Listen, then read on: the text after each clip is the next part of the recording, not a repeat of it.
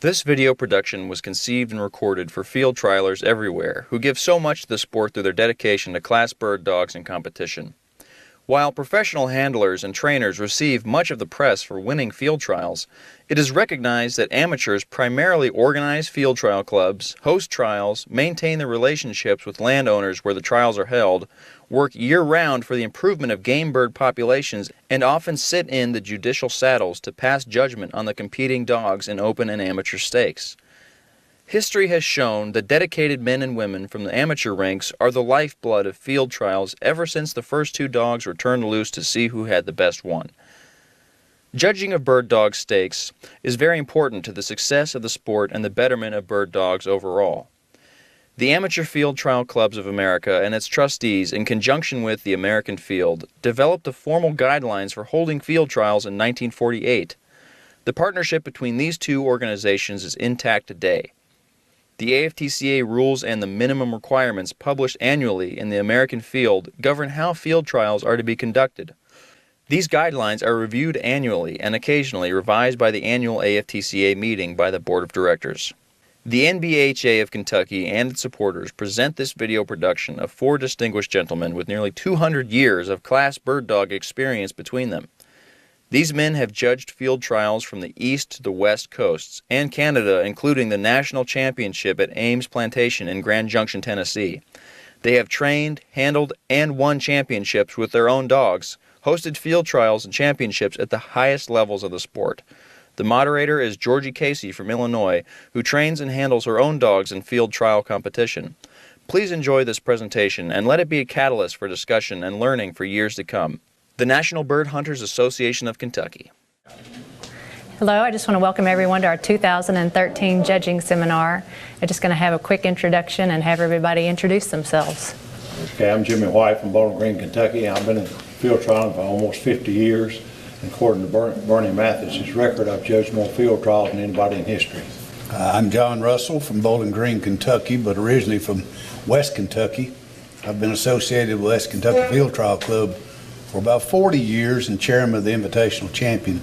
I'm primarily an all-age person and judge trials whenever I have the opportunity and can't get out of it. I'm Dewey Mullins.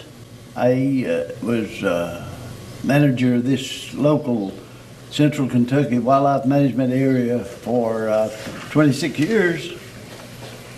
Ran in my first field trial in 1950. Been field trialing ever since. And run in several trials. Run some good dogs. Thank you. I'm Jim Krause. I'm from Dixon, Kentucky. I grew up bird hunting with my father and my brother. I went to my first field trial, a walking stake, in 1969, and I've been doing it ever since. I'm a president-elect of the AFTCA, Amateur Field Trial Clubs of America, as well as a current judge at the National Championship. Mr. White, what do you think a judge can do to promote the sport of field trialing? I think we need to try to get more young people involved in it. I judged the National Trucker Championship a few years ago, and we had Pacific Coast also. And we had some young boys come in and judge with us and try to help them and encourage them to be involved in field trialing and get some experience of judging field trials. And Mr. Krause, what do you think that a field trial club can do to ensure that they get quality judges at their trials? That is a difficult question. It has been a hard one to answer for many, many years. The only thing, or the main suggestion I would have, is to be sure and pay attention to the folks that are participating, running their own dogs initially, and as they move down the line, they graduate to opportunities to judge. Certainly when you host a field trial, you want competent judges, folks that know the game, know the rules, know how to be assertive when necessary, be courteous to participants, and above all, to be fair, honest, and impartial. And that takes some doing. It's a very difficult task to get. There's so many field trials anymore in particular. That's added to the problem. And as you look around the room, you see a lot of us are, as John mentioned, worrying about the lights shining on our bald heads. But we do need younger people involved, and clubs are forever looking for very competent people. I wish I had the answer to exactly how you go about doing that, but there are many, many competent judges, people that work hard at it. It is a job, and competitors deserve the absolute best judgment of their canine competitors that clubs can afford in terms of obtaining their services. Mr. Russell, what do you think about, should there be some kind of apprenticeship or training program for a judge? Oh, I think so. I think there are two areas where I think we could improve judging and promote the sport. One would be through trying to have certainly a lot of our major trials, an apprentice judge, a young judge that would ride with the designated judges and be privy to the conversations, be able to ask questions as the trial progressed about the different situations. I think that would be wonderful. Trying to find a way to fund that is the difficulty. I think the second area where you can make a big difference is to, perhaps on some of our major trials, to have a judge mentor there to, at the end of the trial, to talk to the judges who judged the trial about what they did well, and what they didn't do well. The situations that may have come up where they might have handled things a little bit differently to have made sure that the trial worked well. So I think there's two ways we can apprentice judges. One, by bringing in young apprentices to ride, and then second, by bringing in senior mentors to mentor the judges that are currently judging. Mr. Mullen, can you tell us a little bit when you're judging, whenever you see a dog, can you tell us what you like to see as far as style and intensity? Oh, yes. And adding to what he just said about judging, I'm a firm believer that people that hunt their dogs and shoot birds, they know what a bird dog is, and they have a lot more ability to know what a dog should do. And whenever you're judging a trial, can you tell us what you would like to see as far as a dog's style and intensity on game? Oh, yes. You'd like to see a classy, good high tail, good high head dog. And intensity is one of the most important things I think you can look at in judging a dog. And he needs speed, and he needs a certain amount of range, not too much range. And there's just something about a nice running dog that you like to see. And I think that's probably covers it mostly. Okay. And Mr. White, can you tell us a little bit about quality versus quantity on game? Well, you're looking for a dog that meets the standard of the stake you're running in, and that's what the dog needs to do first. And then he needs to be finding game, just be broke on his game when he does find the game. And the dog that does this real great job on the ground and meets that standards for that stake is really important, because that's when you're going to see him most of the time is on the ground. He needs to be running to the front. He's had a lot of riding. He'll be hunting objectives as he goes through the country. And then, of course, on his game, he needs, like I said earlier, he needs to be broke on his game. And I'll elaborate a little more on that, what you asked Mr. Dewey, too, about style and class. I think that's important. But I really like what he said, too, on intensity. I like to see a dog being intense, on point, have his game located. And a lot of times I look at a dog and look at him in the face and his eyes, and he should be able to tell you where them birds is and where he's got them located at. And Mr. Russell, what do you think about a style running? What do you see, like not necessarily on point, but just running in the field? Well, the importance of style in running, in a field trial, you're looking for strength, you're looking for endurance. A dog that doesn't have proper conformation is not going to be able to exhibit endurance, is not going to be able to exhibit speed over the ground, is not going to tend to want to go to the places that are difficult where birds might be found. And so when you realize those things you're looking for, but those are going to be exhibited through the appearance that dog gives you as he goes across the ground. If he has a long, easy flowing stride, he's going to last longer. If he has a long, easy flowing stride, he's going to carry himself loftier. If he has a light way of hitting the ground, he's going to carry his head and his tail up.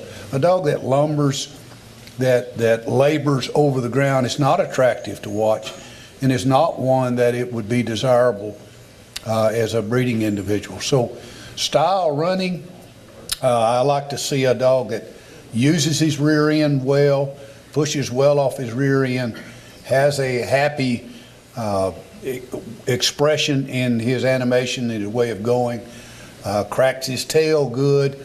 I'm not a stickler on a dog running with his tail straight up in the air. That's not a natural position. But I do want to see that dog carrying a good tail, and again, a long, easy flowing stride. That's the kind of thing, and that's attractive, that will catch your eye and will result in a dog that can perform over the hour or the 2 hours or the 3 hours that you ask him to perform. Mr. Mullen, what do you describe as a good conformation for those who might not know? Well, he needs a good chest on him. He needs good legs, good straight legs, and a good high tail, or not necessarily too much information should be put on tail alone. Well, I think in the past several years ago, we started breeding more for the wrong end of the dog. The nose is the most important part of that, and I like a classy dog. Nobody likes a classy dog more than I, and a rangy dog. But I like to see them go forward, hunt forward, and to the front, and I think that's the most important thing in a dog. Mr. Kraus, can handlers, how they handle a dog, necessarily affect your judgment, not necessarily the dog's performance, but the handler's performance? Well, there's no question about that. I've said for years, and I tried to practice this when I was competing with dogs, is you do your homework at home, so to speak. And when you go to the field trial, your objective is to sit in front of the judges. I don't care if it's a shooting dog stake, an all-age stake, a derby stake, or whatever it is. But your obligation is to sit and show your dog to those judges to the best of your ability. And when you do an excessive amount of riding, far to the front, far to the sides, etc., then you detract from the dog's performance. Consequently, that makes it very difficult for a judge to determine what the dog is doing. So I think in a lot of cases, or in most cases even, that when you get down to the critical analysis of it, then you don't have much to go with in a case with excessive riding. And certainly I think it detracts from the dog's performance, and that's what we're all out there for, is to see a dog that knows where to hunt, how to run his country, how to adapt to his country. The game is played basically from 10 o'clock to 2 o'clock, and that's where that dog needs to be focusing his effort. And the way that happens, it's done at home in practice. I like to say you play like you practice. And if you're going to go to horseback stakes, then you definitely need to be working your dog from horseback on a regular basis, in my opinion, to be successful in that endeavor. And certainly excessive riding to me is very detractable. I can't, I think you just ride yourself out of a stake, so to speak, by doing an excessive amount. Mr. White, can a scout's performance affect your judgment? Yes, quite a bit. Kind of fired up again a little on Jim's question too. They asked me when I was judging the Nationals, ESPN done a film down there, and I answered that question by the dog that usually gets the nod, that does the best job with the least amount of handling and the least amount of scouting. And of course, at the nationals, you've got to ask permission to send the scout out to look for the dog. And I think that is really important. If you have that dog out there, sometime you double handling that dog with the scout out there, too far following that dog right behind. I've said to them in the past, I said, you got a racer going right behind that dog. He's racing what performance he's doing because he can't turn back because that scout's right behind him. And so least amount of scouting that dog needs, I think a better job he does. Mr. Mullen, how would you describe a good relationship between a handler and a dog? Well, you can always tell if a dog likes you or not. And they'll come to you and jump up on you, and they're friendly. And you give them plenty of care like that, and you'll have good success with them. How about in the field? Field, almost the same way. Just work them and work them and work them some more. That's what it takes to make a bird dog. Can you tell me the difference between a find and a point? Well, unfortunately, we have a lot of trials now where that distinction is a very important one. A find, we watch a dog for an hour, and 90% of the time we're watching him run. We're watching him hunt through the field. A find comes at the end of a logical cast showing in the all-age class boldness and independence, going to birdie objectives, using the wind properly, and if all of that is done, then encountering game and going to them and pointing them accurately with intensity. That's a find. A dog might run through a field and birds might be located close at hand, and the dog is just trotting down the path and he encounters the birds and he stops and points. That's a point.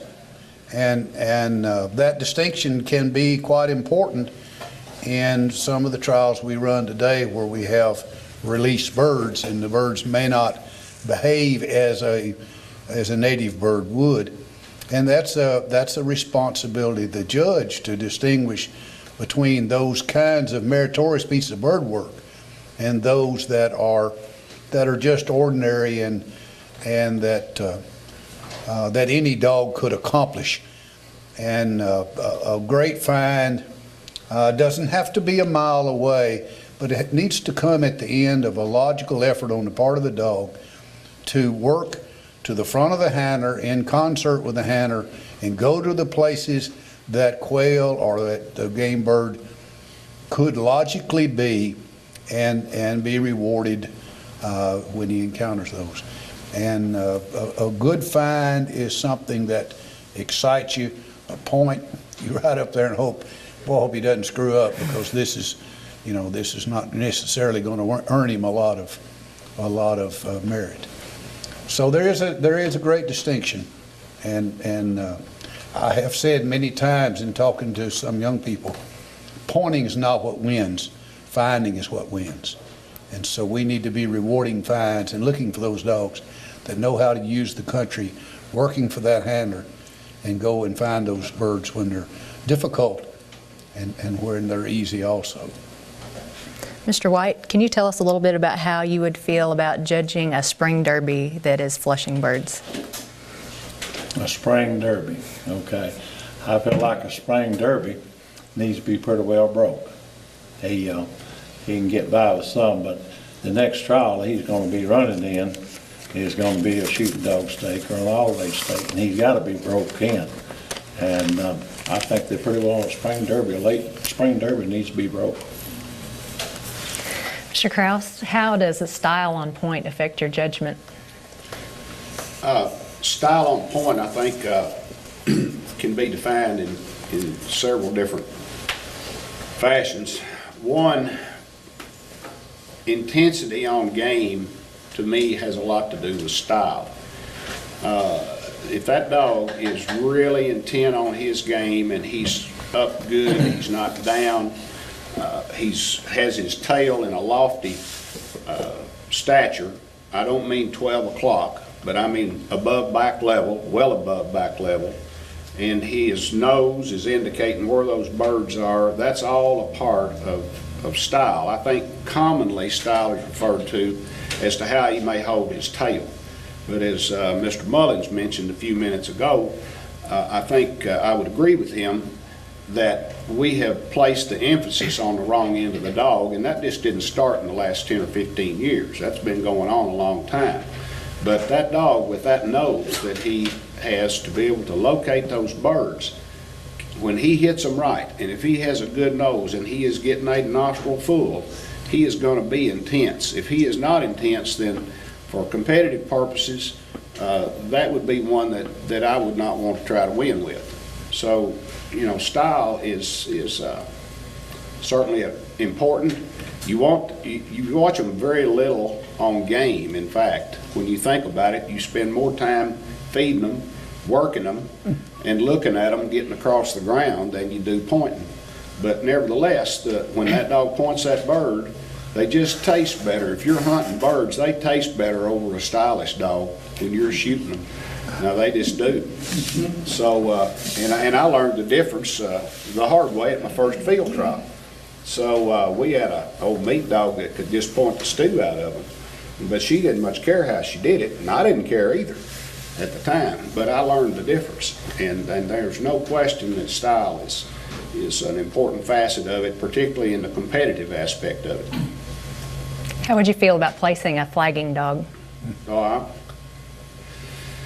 I cannot think of a reason that I would place a dog that did not get tight on their birds. Flagging is a very undesirable quality. I think most of the time, I think it's safe to say that flagging is a man-made problem in some fashion or the other. Now, don't ask me exactly how you make one flag, but I think the kind of game you work on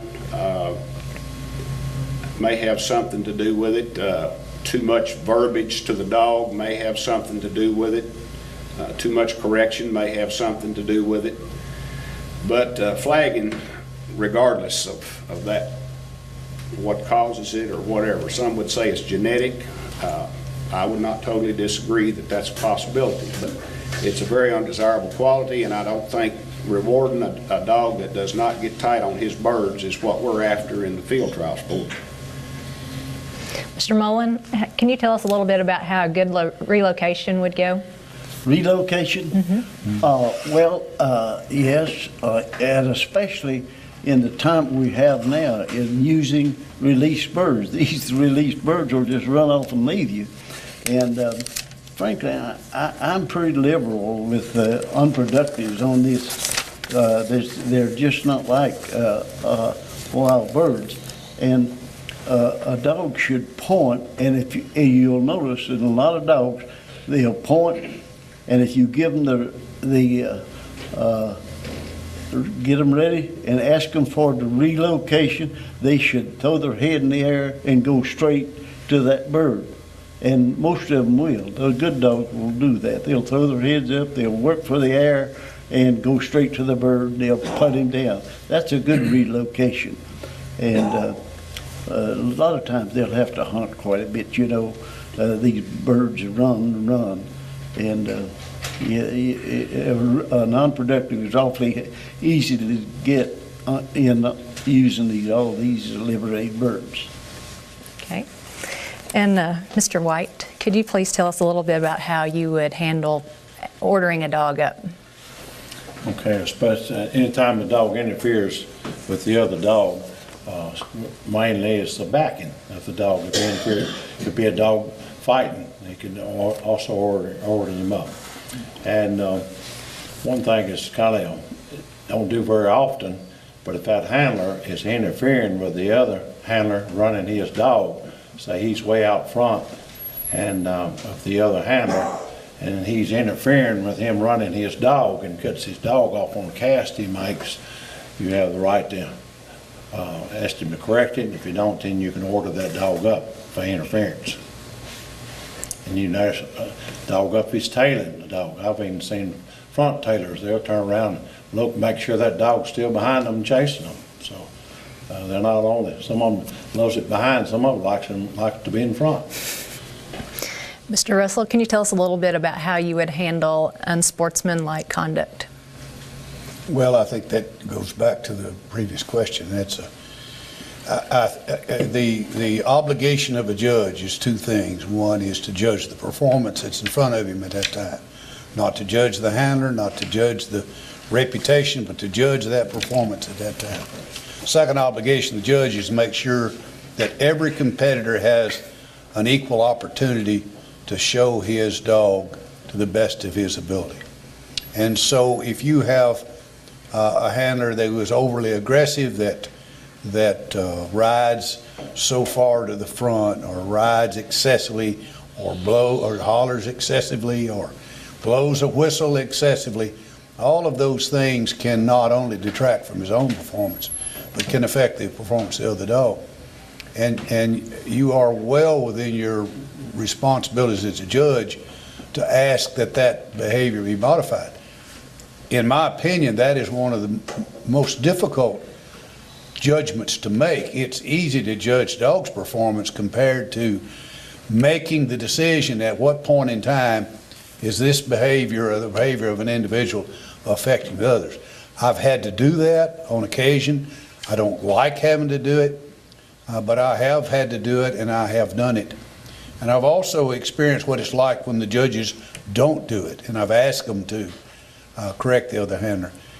But it's a very important responsibility of the judge, and one that I think we need to see exercised more frequently than I currently see. I see too much aggressive handling, what I would consider poor sportsmanship, it take place at field trials. So I think it's again, one of the two responsibilities of the judge, and one that you need to be conscious of and ready to exercise at whatever point in time it becomes necessary. Okay. Mr. Kraus, can you tell us a little bit about stop to flush versus bump to stop? Well, a stop to flush can occur in several different manners.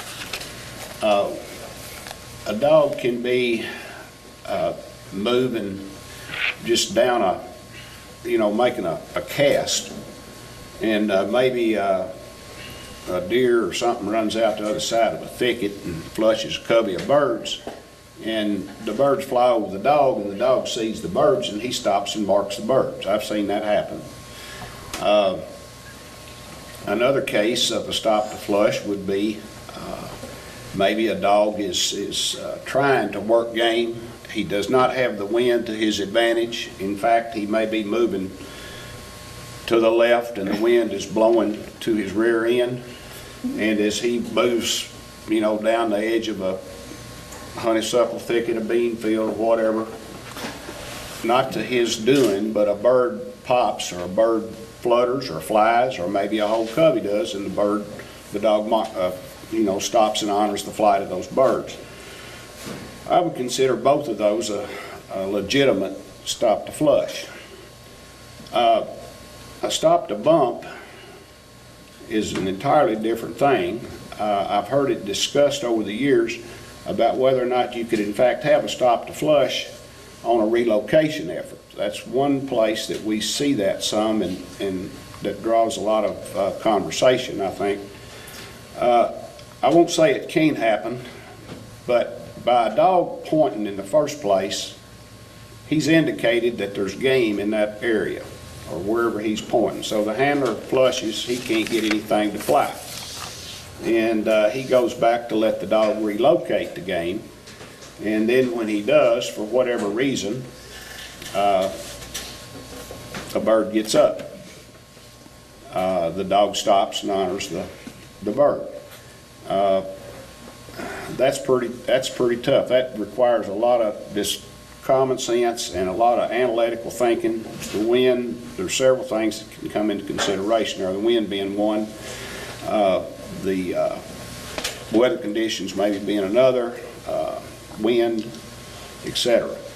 But it's pretty tough to have a real clean stop to flush on a relocation, I think. So stop to bump.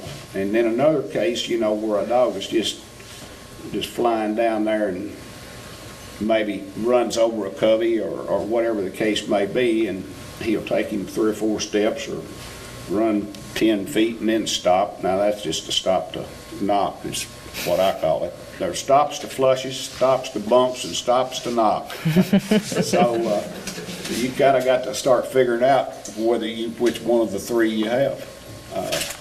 But you know, there can be some that are, you know, perfectly legitimate, and some aren't, and that's where a lot of the judgment and common sense and experience comes into play when you're trying to make that determination.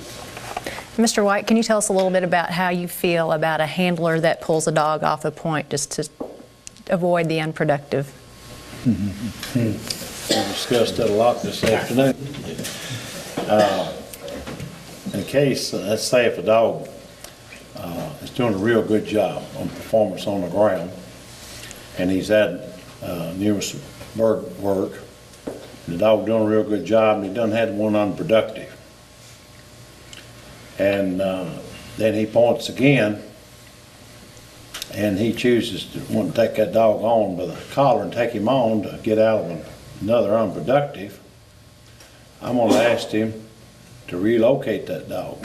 Toot that whistle to him, tap him on the head, let him relocate instead of taking the dog on if I feel like he's trying to get out of an unproductive. If the dog goes on, then he's okay.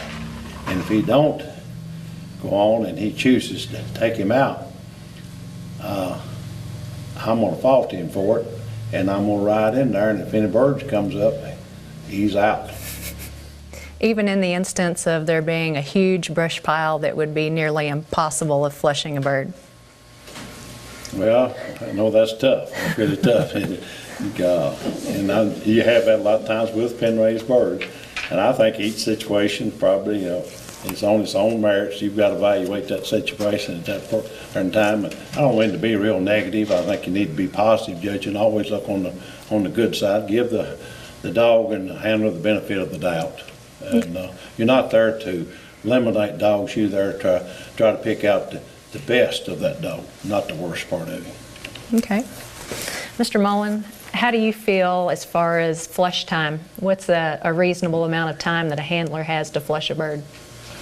Well, I think he should be given plenty of time. Not in minutes, it's hard to say.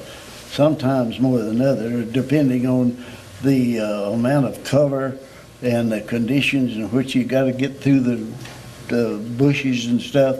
But I would give them a reasonable amount of time and allow them to flush, say 10 minutes, if they need that much. As long as he's trying to do something reasonable to move him to get the bird up, I'd say give him plenty of time. What about the backing dog? How long should that dog remain standing during the flush? That dog, the dog that's backing, he should remain there until the judge or the bird is flushed and shot. And then he can be taken on.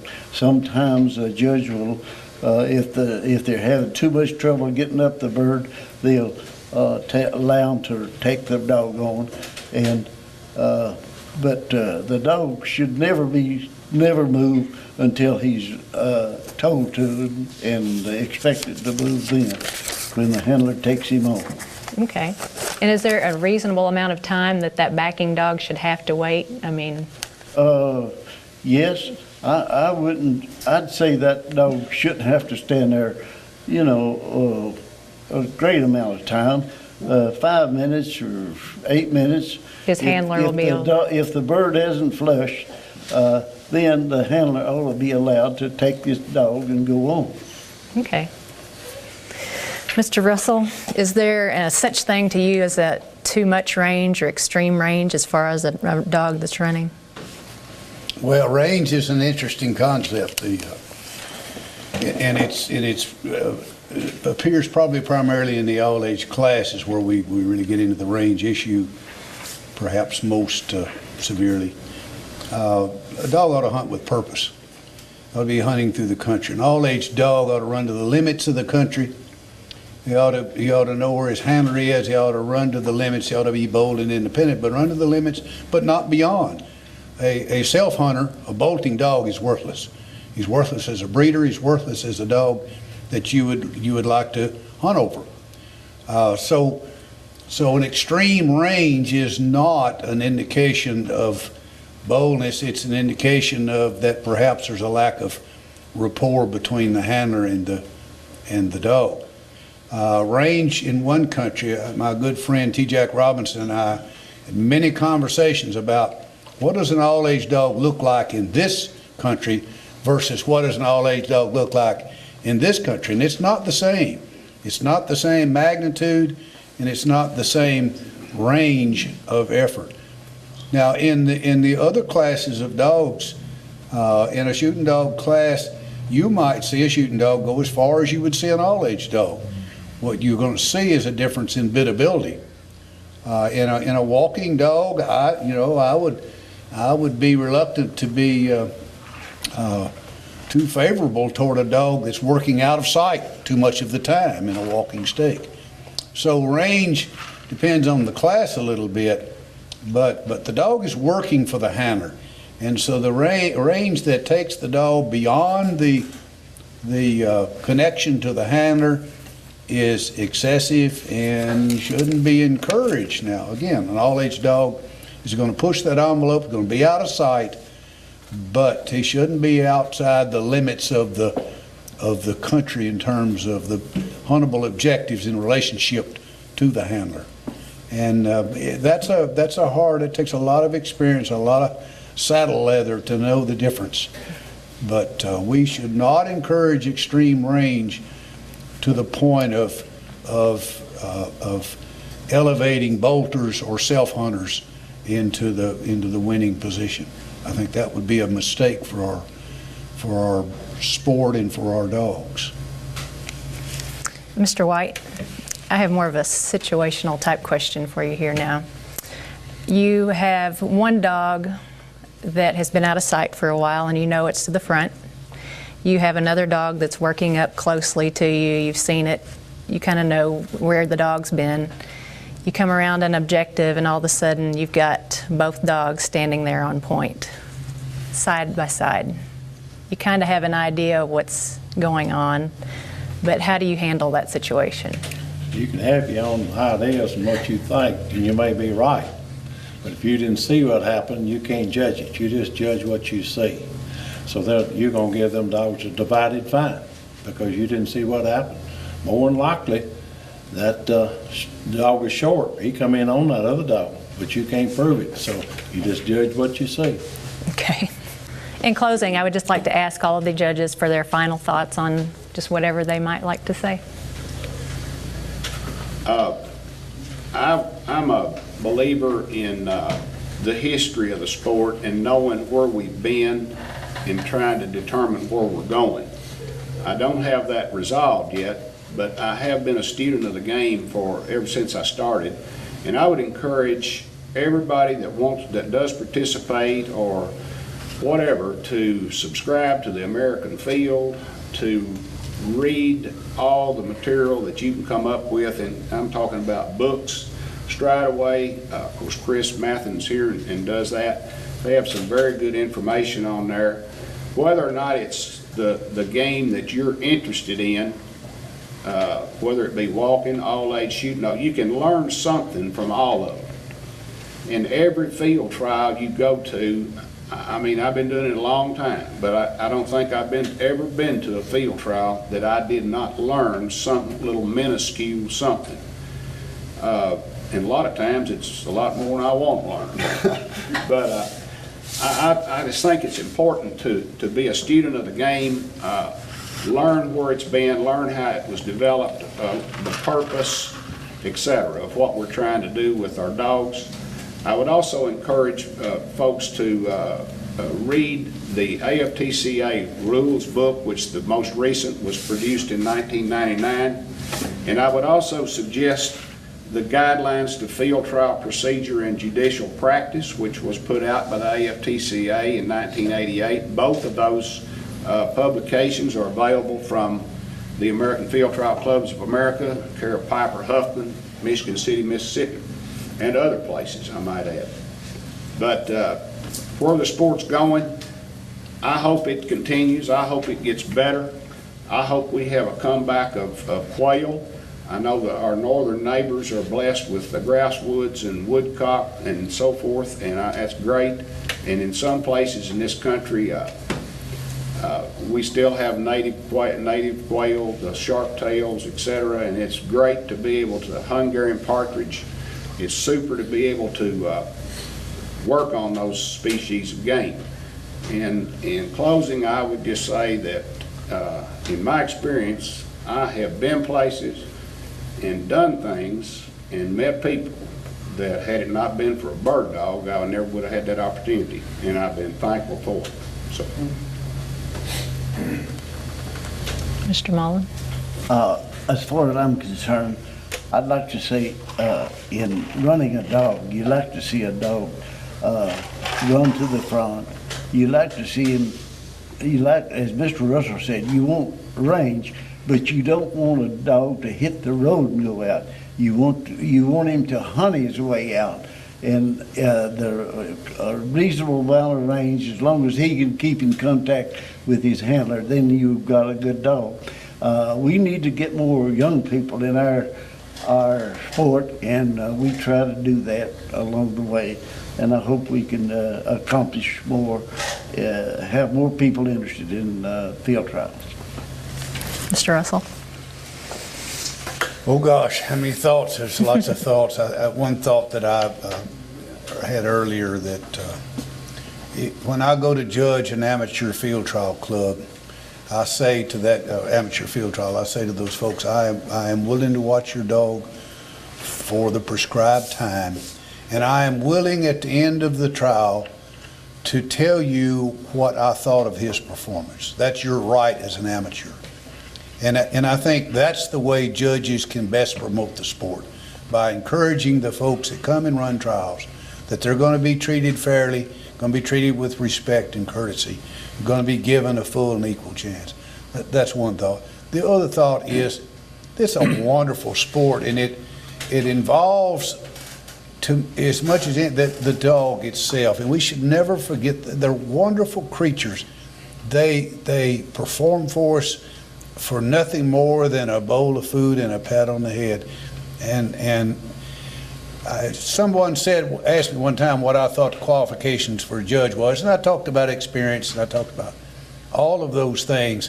But I said, you know what really qualifies me, I think more than anything else, is the fact that I have cried over a dog dying in his effort for me. And I think if you've gone to the field and you've experienced that, then you're qualified to judge them. And if you can judge them and help others enjoy this sport, then we'll be okay. And it's a wonderful sport, and I have memories that I will cherish to my last days that come from this sport. And so I don't know. I say to everybody, go out and find your joy. Because that's what this sport's about, is joy and living. And if you do that, you'll be fine. Mr. White? Well, I've enjoyed this evening, enjoyed serving on the panel with each one of you, and I think it's really been interesting in sharing our experiences and our knowledge of field trialing. And I am really concerned, as Jim has mentioned there, about getting more young people involved in the sport. When I was judging several trials back years ago, there was 80, 90, and 100 dogs in trials. Them same trials today is having 25 or 30 dogs in them. So I'm really concerned about that. So we need to encourage these young people, especially like when they come run a dog and participate in a trial, we need to do everything to help them. And if they have any questions about what they need to do to improve their performance and help their dog, go to the judges and ask them I've always said, anybody comes to me and asks me courtesy, and shows courtesy, I'll be glad to help them any way I can to improve their dog in field trialing, and hopefully they'll come back and bring somebody else with them and get involved in field trialing. And I love this sport. It's the greatest sport. I played basketball, played baseball, played softball, and I got on the shooting reserve right now in 147 days this year so far. So I really love the sport. It's the greatest sport, I think, in this going today, and it's been good to me, and I've enjoyed it, and I thank each one of you for it. I want to thank each and every one of our judges here. We have a combined years of experience of nearly 200 years. We appreciate each one of you for your efforts, and thank you so much for coming. Also, I want to thank all those who helped organize this, and I think you guys did a great job.